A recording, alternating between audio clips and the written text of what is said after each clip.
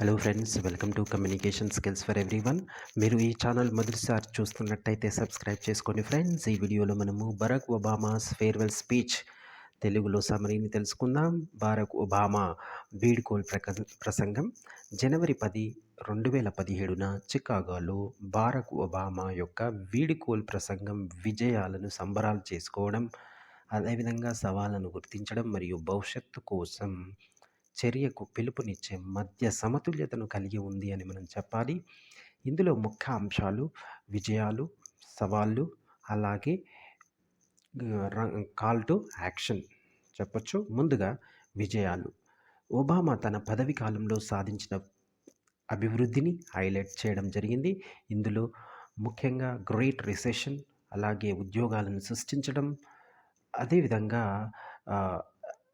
స్తోమత affordable care act చట్టాన్ని ఆమోదించడం మరియు బ్రింగింగ్ మ్యారేజ్ ఈక్వాలిటీ అంటే వివాహ సమానత్వాన్ని సాధించడం వంటివి కొన్ని గొప్ప విజయాలుగా అభివర్ణించారు. అదేవిధంగా ఉగ్రవాదం మరియు ప్రకృతి వైపరీత్యాలు అంటే నేచురల్ డిజాస్టర్స్ వంటి సవాళ్లను అధిగమించడంలో దేశం యొక్క రెసిలియన్స్ని ఆయన కాపాడాడని చెప్పొచ్చు. ఇక గ్లోబల్ లీడర్షిప్ గురించి మాట్లాడుతూ ఇరాక్ యుద్ధాన్ని ముగించడం, అలాగే ఇరాన్ అణు ఒప్పందంపై చర్చలు జరపడం మరియు వాతావరణ మార్పులను ఎదుర్కోవడం వంటి విజయాలను ఉటంకిస్తూ ప్రపంచ వేదికపై ఆశాకిరణం మరియు పురోగతికి అమెరికా పాత్రను ఒబామా నొక్కి చెప్పడం అనేది మనం గమనించవచ్చు. అదేవిధంగా ఛాలెంజెస్, సవాళ్ళు.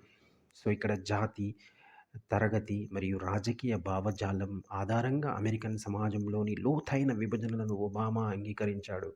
అదేవిధంగా అతను తనిఖీ చేయని పక్షపాత గ్లీక్లాడ్, పెరుగుతున్న ఆర్థిక అసమానత మరియు విదేశీ జోక్యం మరియు సాంకేతిక అంతరాయం వంటి పెరుగుతున్న బెదిరింపుల ప్రమాదాలకు వ్యతిరేకంగా హెచ్చరించడం అనేది కూడా మనం గమనించవచ్చు.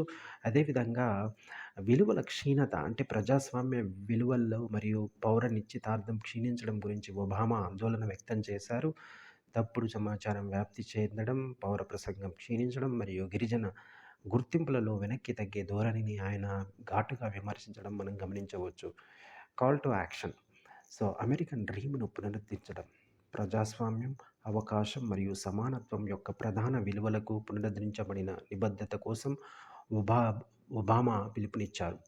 గౌరవప్రదమైన సంభాషణలో పాల్గొనాలని, ప్రాథమిక హక్కులను కాపాడుకోవాలని మరియు మరింత న్యాయపరమైన సమగ్ర సమాజం కోసం పోరాడాలని అతను అమెరికన్లను కోరాడు. క్రియాశీల పౌరసత్వం. ఒబామా వ్యక్తిగత చర్య యొక్క శక్తిని నొక్కి చెప్పారు. అతను ప్రజలను వారి కమ్యూనిటీలలో పాల్గొనమని, పదవికి పోటీ చేయమని మరియు వారి ఎన్నికైన అధికారాలను జవాబుదారీగా ఉంచమని ప్రోత్సహించడం జరిగింది. అమెరికా భవిష్యత్తు వారి భుజాలపైన ఉందని గుర్తు చేయడం కూడా మనం గమనించవచ్చు.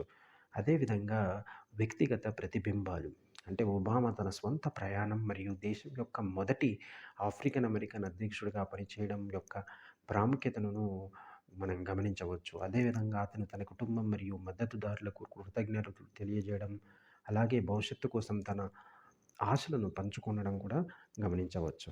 సవాళ్లను గుర్తించినప్పటికీ ఒబామా చివరకు ఐక్యత, పురోగతి మరియు మార్పు కోసం అమెరికన్ ప్రజల సామర్థ్యంపై ఆశను వ్యక్తం చేయడం అనేది కూడా గమనించవచ్చు. అతను ఆశావాదం యొక్క శక్తివంతమైన సందేశంతో మరియు చర్యకు పిలుపుతో ముగించడం జరిగింది. Yes we can. సో మొత్తం మీద ఒబామా వీడ్కోలు ప్రసంగం న్యాయకత్వం మరియు వాక్ చాతుర్యంలో మాస్టర్ క్లాస్ అని మనం చెప్పవచ్చు.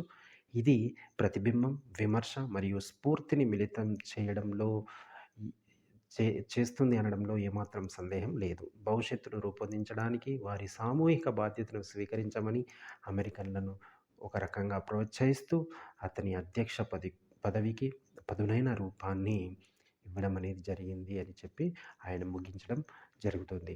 ఇది ఒబామా వీడ్కోలు ప్రసంగం అని చెప్పొచ్చు. Thank you for watching. Subscribe communication skills for everyone for more academic and educational videos.